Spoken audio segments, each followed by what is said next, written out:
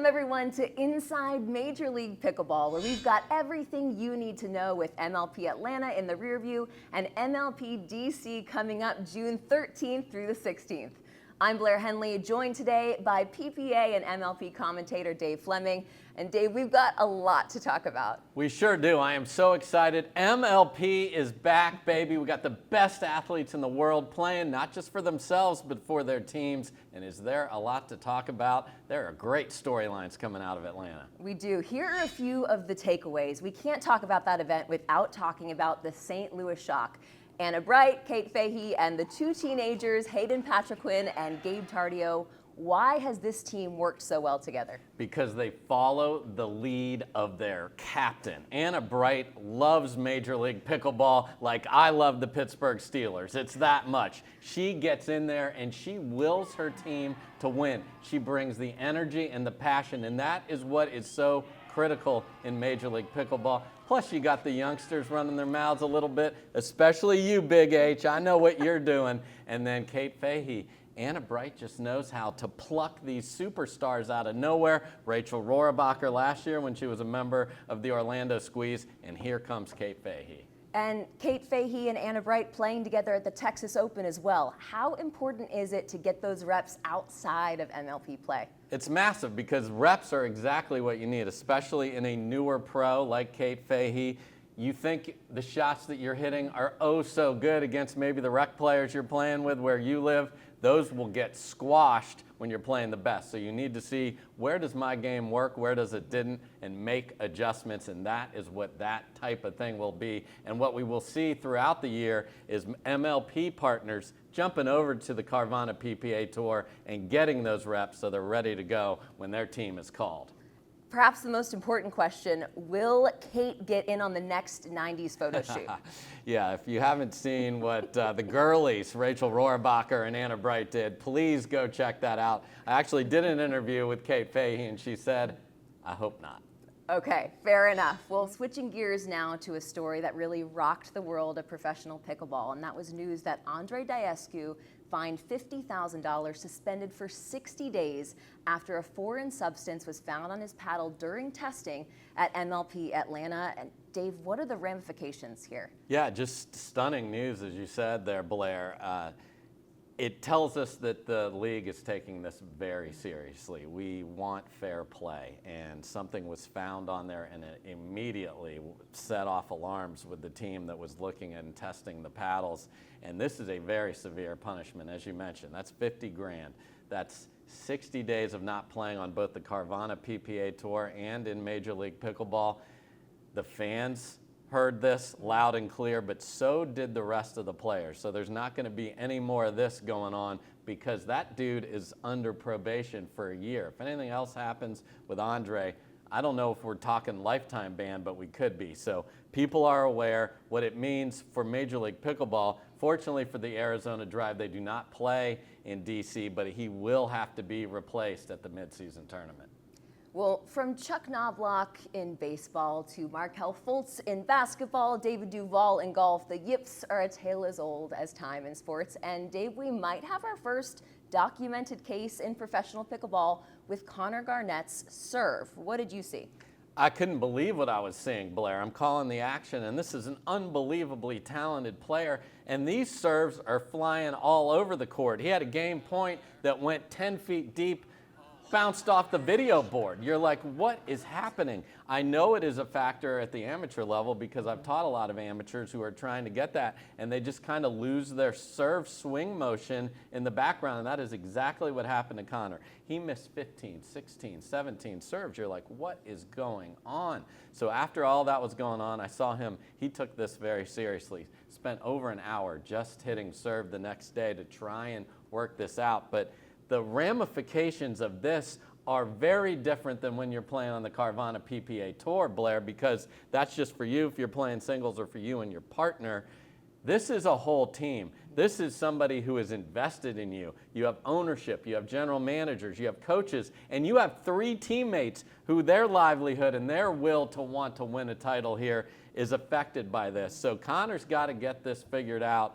They do not play in DC, so he's going to have a chance to get this sorted out throughout his Carvana PPA Tour playing, but it is one of the most stunning things I've ever watched. I've called a lot of pro pickleball. This was just outrageous. Well, the serve is always key, but even more so in MLP play with rally scoring.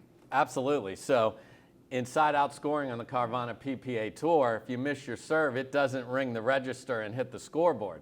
Rally scoring, every one of those misses costs his team a point. And when these margins are so thin, Blair, you miss a serve at a big moment, that can suck the life right out of you and your team. And MLP, as I mentioned before, is so energy driven, you can't have that. It cannot be friendly fire with what you are doing to your own team. I'm stressed just hearing about this, Dave. But speaking about the teams that are great under pressure, the individuals who are great under pressure, the New Jersey Fives. They played 3 matches in Atlanta, won all 3 in Dream Breakers. What is it about this team that does well in that format? Another team that was following their leader, Blair, and that's Anna Leigh Waters. Anna Leigh Waters has won everything in the world in pickleball except a Major League Pickleball title, has never been on the winning team, which everyone's like, how is that possible? But that is absolutely true. Comes into it this year. I've talked to her a lot about it. Hey, I'm going to play a little more loose, have more fun with this, not carry the pressure. And then when you get to singles in the Dream Breaker that you talked about, she's lost 1 time in singles all year. She is a dominant force. So to have her out there just gives confidence to the rest of the squad. And Mari Humberg playing terrific under pressure. Will Howell's ripping the 2. He's so good. And then you've got a veteran in Zane Navratil who has won Major League Pickleball titles, knows what it takes to get through there. And they just fed off each other, and they won those 3, as you mentioned, and that's huge in the standings. Sure is. And you mentioned earlier, Dave, that you spoke with Kate Fahey. We're going to move on now to our chit-chat section of the show. We're going to take a look at what she had to say. Kate, welcome to the show. We're thrilled to have you.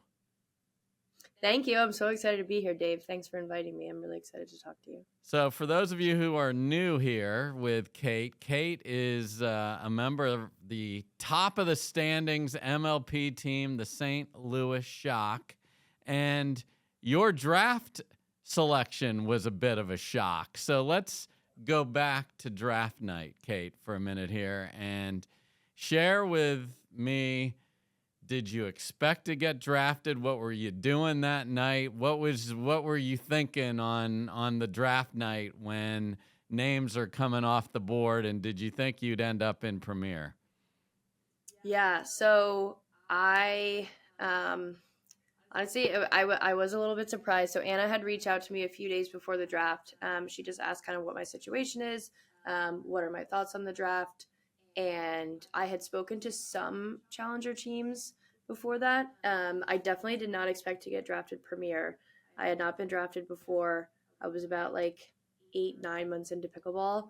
And I had been playing some pro tournaments, not a ton, just due to the fact that I had a full-time job. And so it was tough navigating the pro circuit with my full-time job. And so the night of the draft, I was like, okay, I might get drafted by Anna's team. I might not. I don't know. I'm not trying to get my hopes up. But I was watching and anxiously watching. And then I got a call from the Chafises. It was just a random number on my phone, and I picked it up, and they told me, and I was just ecstatic. I was so excited. They told me I sounded quite surprised, so I have to work on that probably moving forward. Maybe I should have sounded a little more like, oh yeah, What took you so long? Yeah. Your first match is on center court, so you don't get to ease into this at all, and you're playing next to a lady that's won championships, Anna Bright, who you mentioned when you said Anna before, just loves MLP, high energy player. What are you thinking walking out there for that first match? I think honestly, I just had a ton of adrenaline. I was super excited. I was super nervous. But honestly, I really do believe that Anna Bright brings out the best in people. She really has been an incredible team leader for the Shock. As you know, Gabe Tardio and Hayden Patriquin are a little bit younger, so they're both 18. They are incredible players, but Anna has just been amazing at kind of keeping us as a cohesive team, keeping that team chemistry up, and really keeping that intensity up. She's like, we go on the court and she's like, get mad, get intense, like we're going to leave it all out there. And again, she really just brings out the best in people. And so when I went on court, I was just like I want to compete as hard as I possibly can. And that's what I tried to do. Well, you did it well enough to be 8th out of all 40 players in the individual player rankings. So that's not just easing into your first MLP debut. So what was it like now as you reflect back on your first weekend, knowing your team's at the top of the standings, you individually did well? What did you take from your first weekend, and what are you going to use to launch forward for the rest of the events?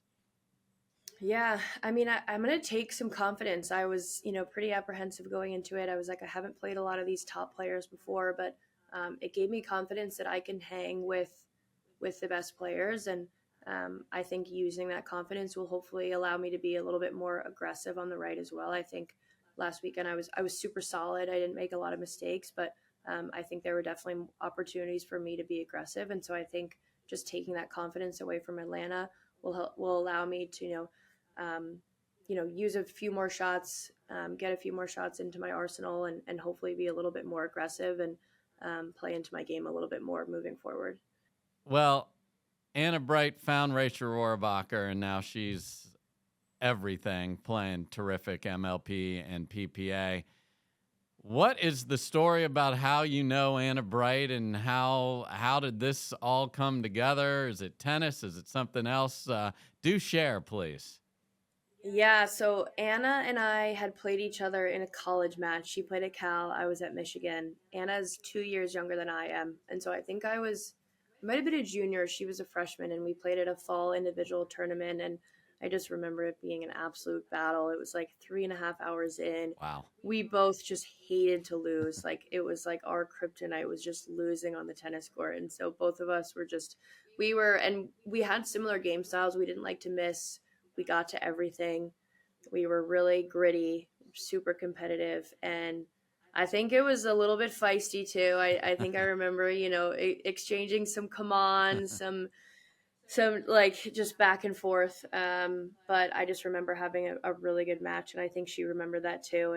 And as I was easing into pickleball and getting into pickleball, I think she saw something in me, not only like my racket skills, but also just like my competitive energy. I'm bringing that into pickleball. I hate to lose. I just leave it all out there on the court. Sometimes it's not going to be pretty, but I just try to really get every single ball back. And I think she saw something in me, and I'm really grateful that she did. And she's again been an incredible teammate, a really good friend. We have a lot of fun out there, so I've been really getting to know her. I'd be remiss if I didn't ask who won the tennis match there, Kate. I did. Nice. I came away with it. I think, yeah. But it could have gone either way, honestly. Folks, Kate Fahey has not just arrived, but she's here, and she is ready. We look forward to seeing you on the PPA and playing for the St. Louis Shock. Kate, thanks so much for taking some time for a chit-chat. I appreciate it. Thank you, Dave. It's been great. Thank you so much for having me. I'm so excited to be here and enter the world of pickleball. Well, Dave, I know that if Kate Fahey were a stock, you would be buying. No question about it. I'm taking all the chips and pushing them into the middle of the table. Why is that? Because I've watched her. And you can tell a player that moves that well, can cover low, high, gets to the ball on the run, but knows what to do. She's going to be fantastic, and there is no fiercer competitor than her.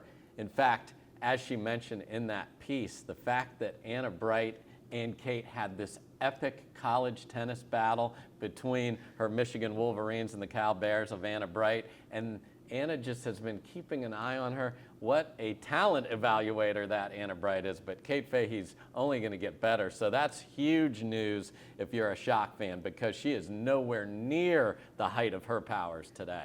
Well, Kate Fahey having a great time on court, but when we look back at MLP Atlanta, I don't know that anyone had a better time than the Atlanta Hawks' Trae Young, part of the Atlanta Bouncers ownership team. Dave, how much fun is it for the players to have their owners courtside, but also for pickleball as a whole to have this celebrity presence? It's awesome, and it was great to see Trae there. He was there when we were in Atlanta last year, so Trae's not just jumping in one time and getting out of there, and he was taking pictures. People were loving having him there.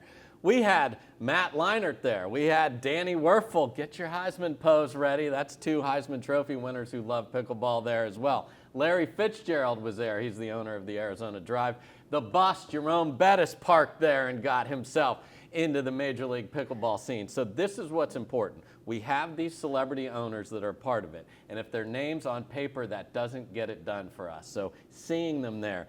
The players are inspired. They might be their favorite player from the NFL. Drew Brees has been everywhere with the Mad Drops. They won a title. I think that connection is not a small part of that. And for the fans to see all of them sitting there, that is great. And that's going to keep happening throughout 2024. Well, we had a chance to talk to Trae Young, so let's take a look. I mean, I think first and foremost, it's a fun sport, something I was starting to get into with, my friends and just in general, just hearing about it. I think it's a fun sport to be a part of, and then obviously being a part of an Atlanta team is something I thought was really cool to be a part of and something that was special to me.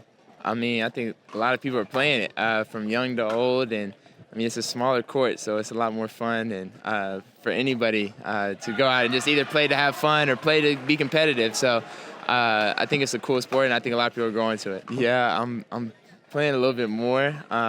From 1 to 10, I'm probably like a 5 compared to these people out here. Probably be like a 4 or 5. I think my quickness and my hand-eye coordination only gets me to a 5, and then if I'm playing anybody good, they'll embarrass me. So don't say that to anybody. Well, Trae, don't worry. Your secret is safe with us. Well, in other sports, you have top plays, you've got web gems. Here, we've got the podium plays of the week. Dave, take it away. So our plays are actually perched on our podium. Let's take a look at bronze, and it's Colin Schick in a Dream Breaker. The stab volleys that this guy can make are unbelievable. Not 1, not 2, and the third is a winner. Colin Schick grabs our bronze medal. Now let's take a look at the silver podium play of the week. Let's jump into this insane women's doubles rally between the Squeeze and the Ranchers. Watch out for Tina Pisnik. Look at this get. Unbelievable. Scoops it over, and Paris Todd, she's just too tight to the net there. We love women's doubles. Silver medal there. Next up, the gold medal point of the week. And the gold medal play of the week features this unbelievable mixed doubles rally. CJ Klinger with the sick hands. And then where are you going, buddy? Oh, stop right there and hit a winner. Touchdown, Leah Jansen. CJ goes flying off the court. And why not have the eye? No, make that the CJ formation, and Jack Sock is loving every minute of that. The New York Hustlers are going to need a lot more highlight reel points to pull themselves out of the bottom of the standings. Let's take a look at those right now. Dave, can you explain how the standings work in 2024? Yeah, it's different this year than we had in the past. In the past, all of the events culminated with a winner. Now we're playing more of a regular season like the NHL or NBA, so you earn points in each of these regular season matches that you're playing. How many points are available? 3 in every matchup. If you win before getting to a Dream Breaker, you get all 3 points. The other team gets 0. If you get to the Dream Breaker and win it, you get 2 points. If you get to the Dream Breaker but don't win it, at least you got a point for your effort. So each one of these matches, we say it, every point matters. It really does.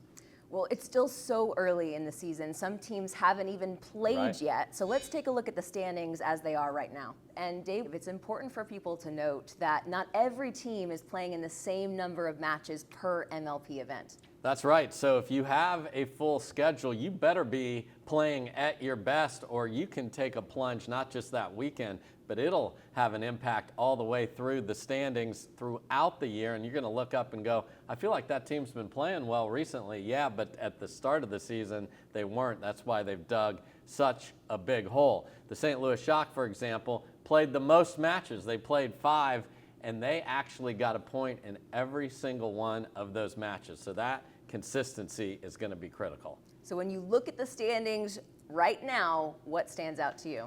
So the Shock, obviously, we talked about them a lot. They got 12 points, so they are nestled right at the top where they want to be. We'll see if they can keep it going in D.C., and we'll talk about that. And then the other Shock is Jack Sock, and his New York Hustlers are all the way down at the bottom. They played 4 times and have but 3 points to show for it.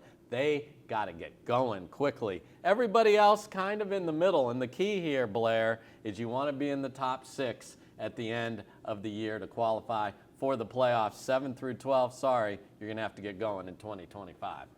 The other shock is Jack Sock. Say that 5 times fast. That's your challenge for next time, Dave. Well done. Now let's take a look at the challenger standings. What's sticking out to you here?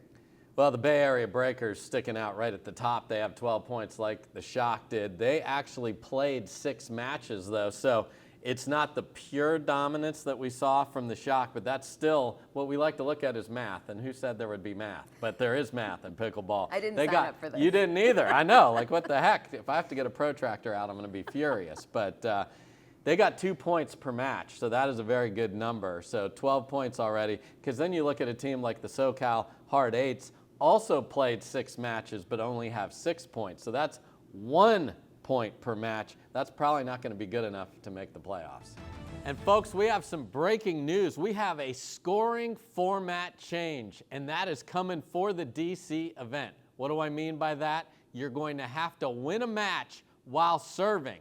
In Atlanta, you could win that last point while receiving. You could hit your return. They could throw a third in the net. Yay, we won. That is not going to work in DC. So we're still playing the doubles matches to 25, win by 2. But that winning point must be on your serve. The Dream Breaker will still be to 21, but again, must win on your serve. So this is going to be very interesting to see. Does this change things up a little bit? It just might. There will definitely be more comebacks. We can't wait to see it in our nation's capital. So you've seen the standings. It's now time to move on to our nation's capital, MLP DC. We cannot wait, and storylines abound, Dave Fleming, including some teams we haven't seen on the court yet. Yeah, Seattle Pioneers haven't played, and what does that mean? That means that Ben Johns, the best male player in the world, has not played in 2024 in Major League Pickleball. This dude has been dominant in Major League Pickleball in the event format. So you work it out over the course of a few days, and then we crown a champion. Will his consistency of great play propel the Pioneers into the playoffs? Their first chance to do that is coming up here in DC. We've talked, of course, about the Shock many times in this show, but how is that relatively young team going to do against some of the more veteran teams we're going to see in DC? Yeah, I can't wait to see that. Like, okay, so you were great for a few days in Hotlanta. Can you do it again with the youngsters? We talked about how much we think Kate Fahey is going to be a superstar. Well, now you're the known thing. You didn't just sneak in there out of the corner and come out of the woodwork. So will Kate Fahey stand up to the challenge? I think she will.